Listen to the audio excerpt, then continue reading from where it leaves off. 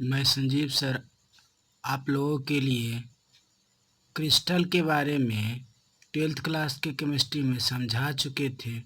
उस क्रिस्टल की 3D आकृति के रूप में व्याख्या लेके आपके सामने आया हूँ और इससे पूरा क्रिस्टल की आसानी से पिक्चर के साथ व्याख्या भी हो जाएगा और दिमाग में भी सेट हो जाएगा। इसलिए इसे ज़रूर देखें और देखने के बाद आगे शेयर करें, लाइक करें और सब्सक्राइब करें, क्योंकि आप लोगों के लिए बहुत ज़्यादा ज़रूरी है। और पर डे अब आपके लिए 3D में वीडियो को एनिमेट करके ला रहे हैं और आपको बहुत ज़्यादा यूज़फुल होगा। तो कुछ इस प्रकार आपको साथ में हम समझाते भी चलेंगे। यहाँ आपको जो क्रिस्टल दिखाई दे रहा है, ये क्रिस्टल एक लैटिस 3 डायमेंशन आकृति का है। इसमें जो दिख रहा है वो घन की आकृति है, घनाभ की आकृति का है। इस घनाभ क्रिस्टल में कई एक प्रकार की आकृति का निर्माण होता है।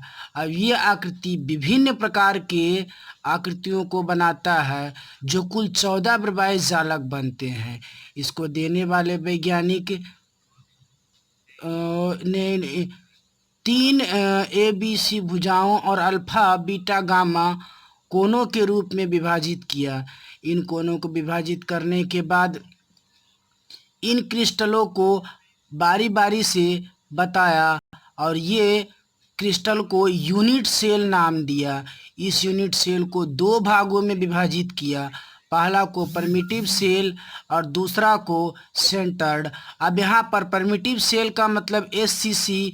अब इस SCC सेल को प्रत्येक कोना पर परमाणु उपस्थित होता है, इसे SCC सेल कहा जाता है। सेंटर्ड के प्रत्येक सेंटर पॉइंट पर परमाणु उपस्थित होता है, उसे सेंटर्ड सेल कहा जाता है। अब यूनिट सेल को मुख्य रूप से 3 भागों में बांटा गया है, बॉडी सेंटर्ड, फेस सेंटर्ड और इंड सेंटर्ड। और इन तीनों सेंटर्ड को कुछ इस प्रकार डिफाइन किया गया है। पहला, उसके मेन कोना के अलावा केंद्र पर परमाणु उपस्थित हो और केंद्र के अलावा कोना पर परमाणु उपस्थित हो, उल्टा भी इसका परिभाषा हो सकता है।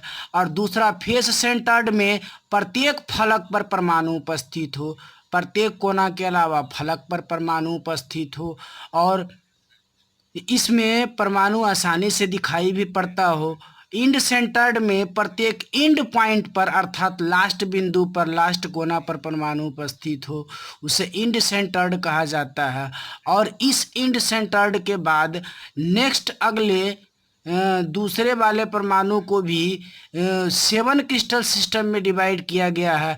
ये 7 क्रिस्टल सिस्टम कुछ इस प्रकार है: cubic, tetragonal, orthorhombic, hexagonal, rhombohedral, monoclinic और ट्राइक्लिनिक। इन 7 को विभिन्न प्रकार से भुजाओं और कोनों के रूप में विभाजित किया जाता है। और भुजाओं और कोनों के रूप में विभाजित करने के बाद कुछ इस प्रकार से समझाया जा सकता है, जो कि हम आपके सामने रखने जा रहे हैं। इन 7 के आकृति को आपको बारी बारी से समझना ही पड़ेगा, क्योंकि ये हमारे एग्ज़ाम के व्यू से, पॉइंट ऑफ व्यू से बहुत ज़्यादा ज़रूरी है। क्रिस्टल सिस्टम की अगर बात करें तो पहला क्यूबिक है। इसमें से परमिटिव बॉडी सेंटर्ड या फेस सेंटर्ड के रूप में पाया जाता है। एक्सिस डिस्टेंस और इज लेंथ A=B=C होता है। एक्सियल एंगल होता है अल्फा और बीटा और gamma 90 degree. Example NaCl, Zn blend और Cu। दूसरा हो गया ट्राइगोनल। ट्राइगोनल के लिए प्रिमिटिव बॉडी सेंटर्ड होता है। A=B=C। एक्सियल एंगल का मान α=β=γ=90 डिग्री। इसका एग्जाम्पल हो गया SnO2, TiO2, CSO4। तीसरा हो गया ऑर्थोरोम्बिक। इसका body centred, end centred, face centred और इंड सेंटर्ड भी होता है। इसमें A=B=C हो गया और α=β=γ=90 डिग्री। रोम्बो के एग्जाम्पल हो गया इसका KNO3 और BSO4। अगला हेक्सागोनल जो प्रिमिटिविटी के नाम से जाना जाता है, इसका एक्चुअल हो गया not equal to B not equal to C, A equal to B not equal to C. कौन हो गया alpha equal to beta equal to gamma equal to 90 और गामा बीटा इक्वल टू 90 और गामा इक्वल टू 120। एग्जाम्पल हो गया जेनो और CDS। अगला रोम्बोहेड्रल और ट्राइगोनल, इसका प्रिमिटिव हो गया A equal to B equal to C. इसका कौन हो गया alpha equal to beta gamma not equal to 90। Example हो गया CSO का होल थ्राइस HGS। अगला हो गया मोनोक्लिनिक, इसका प्रिमिटिव और इंड सेंटर्ड हो गया not equal to B not equal to C. कौन का मान है alpha equal to beta equal to gamma equal to 90 beta not equal to 90। Monoclinic Na2SO4.10H2O। Last हो गया ट्राई क्लिनिक, इसे प्रिमिटिव के नाम के रूप में बनता है A not equal to B not equal to C, alpha not equal to beta not equal to gamma not equal to 90। Example K2Cr2O7.CO4.5H2O into comma H3BO3। जो आपको ये दिए जा रहे हैं ये आपके लिए बहुत ज़्यादा ज़रूरी है, यूजफुल है, तो आपको इसको हर हाल में पढ़ना ही होगा। तो आज के लिए इतना ही।